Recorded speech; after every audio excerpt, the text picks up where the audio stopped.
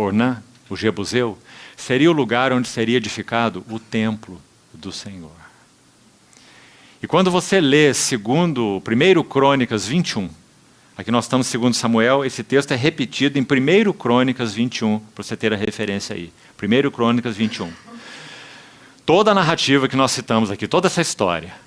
Quando você entra no capítulo 22, numa sequência aí, imediata, no verso 1, você vai ver o entendimento que Davi teve nessa experiência singular que ele viveu. Ele diz assim: aqui se levantará a casa do Senhor. Por causa da experiência que ele teve nessa hora de juízo de Deus. A misericórdia triunfa sobre o juízo. Essa é uma das verdades mais lindas sobre a casa de Deus. Tiago enuncia esse princípio. Segundo, o lugar da casa de Deus é o lugar do altar. Lembre-se disso. Não há casa de Deus sem altar. Se nós fizermos a pergunta, baseado nessa história aqui, qual é o lugar da casa de Deus? Nós teríamos 3 coisas para dizer. Primeiro, o lugar da casa de Deus é o lugar onde a misericórdia triunfa sobre o juízo. Segundo, o lugar da casa de Deus é o lugar do altar. E o altar sempre fala da cruz e também fala da consagração. Nunca teremos casa de Deus sem cruz e sem consagração. E terceiro, a casa de Deus é o lugar da eira. A eira de Ornã. O que é feito na eira? A eira é o lugar onde se debulha o grão. Onde se separa a casca do grão, ou a palha do grão. Quebrantamento. Qual é o lugar da casa de Deus? Qual é o lugar do templo do Senhor? Lugar onde a misericórdia triunfa sobre o juízo. Lugar da cruz. Lugar do quebrantamento. Lugar do altar, lugar da eira. Então está aí a segunda lição. Vamos para o terceiro. 2 Samuel capítulo 11. Veja que todas essas lições são lições de quebrantamento. Esse é o princípio ligado a Davi. Então 2 Samuel capítulo 11, nós também não vamos ler. Precisamos avançar. E o texto é muito conhecido. É o adultério de Davi com Batseba. Esse foi outro pecado muito desagradável aos olhos do Senhor. Acho que você conhece a história bem. Urias significa luz de Deus ou fogo de Deus. Quando Davi se torna o responsável pela morte de Urias, ele está apagando a luz de Deus. E o Senhor, na sua misericórdia, ainda envia Natã a Davi para repreendê-lo. Então, o que acontece aqui, do que o Senhor quer purificar o vaso aqui em 2 Samuel 11, nesse assunto do adultério com Batseba? Davi estava em um posicionamento inadequado. Amados irmãos, vamos dar o nosso salto de novo aqui, Samuel a Crônicas. Se a glória de Deus foi perdida, 1 Samuel 4,19, e a glória de Deus há de ser recuperada, 2 Crônicas 7, nunca podemos perder de vista que isso vai passar pelo princípio do quebrantamento, que requererá posicionamentos. Davi estava mal posicionado. Não era ali que ele deveria estar. Ele deveria estar em frente de batalha. Então está aí mais uma lição de profunda importância. Queremos que a glória de Deus retorne entre nós como seu povo. Isso vai requerer de nós posicionamentos. Pergunta para nós: nós estamos servindo a Deus no lugar designado por Deus? Davi era o rei, o líder, o vitorioso de Deus. Saul matou milhares, mas Davi 10 milhares. O seu lugar era lá, em frente de batalha. Mas Davi estava posicionado erroneamente. Então, queridos irmãos, nós estamos servindo a Deus no lugar designado por Deus. Você sabe que o texto de Coríntios 12 tem lições tão lindas sobre esse assunto, servir a Deus no lugar designado por Deus? Sabe como isso é mencionado lá? Porque o corpo é um e tem muitos membros, e os membros, sendo muitos, constituem um só corpo. 1 Coríntios 12.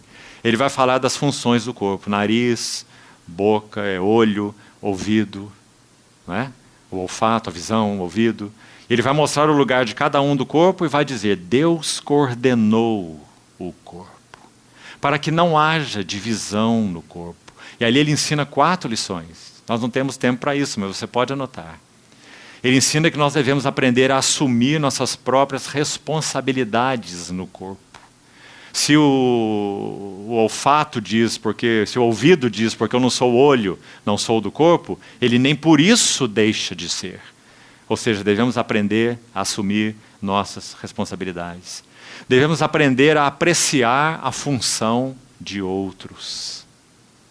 Devemos aprender a viver em coordenação, porque Deus coordenou o corpo, preservando a unidade, versos 24 e 25 naquele capítulo. Há muitos princípios ali, 4 em especial. Então, estamos servindo a Deus, pergunta, no lugar designado por Deus? Precisamos responder essa pergunta, amados irmãos. Quarto, com relação a Davi, e último. 1 Crônicas, capítulo 13. 1 Crônicas 13. Se é que eu posso dar mais uma ajuda aos irmãos com relação a esse servir a Deus no lugar designado por Deus, deixe-me dizer uma coisa que ouvimos há muitos anos de nosso querido irmão Stephen Kong. Fiquei sabendo hoje que o nosso irmão está com 105 anos. E em julho agora vai ministrar mais uma conferência nos Estados Unidos. O nosso irmão Stephen Kong certa vez disse assim, alguém perguntou para ele, um jovem, irmão, como eu posso compreender qual é o meu lugar no corpo de Cristo? Para que eu exerça a minha função plenamente. Como eu posso compreender qual é a minha função, qual é o meu lugar? Aquele irmão tem respostas objetivas e diretas que são maravilhosas. E aqui está mais uma dele. Ele respondeu assim para esse jovem, deixe que a vida cresça.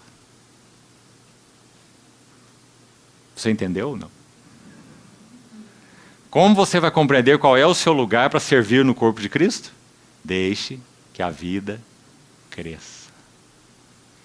Quanto mais a vida de Cristo crescer em nós, quanto mais de Cristo for sendo formado em nós, mais nós iremos compreendendo qual é a nossa função no corpo de Cristo. Vida vem antes de função, sempre. Então não tem que preocupar com a função, tem que se preocupar com a vida.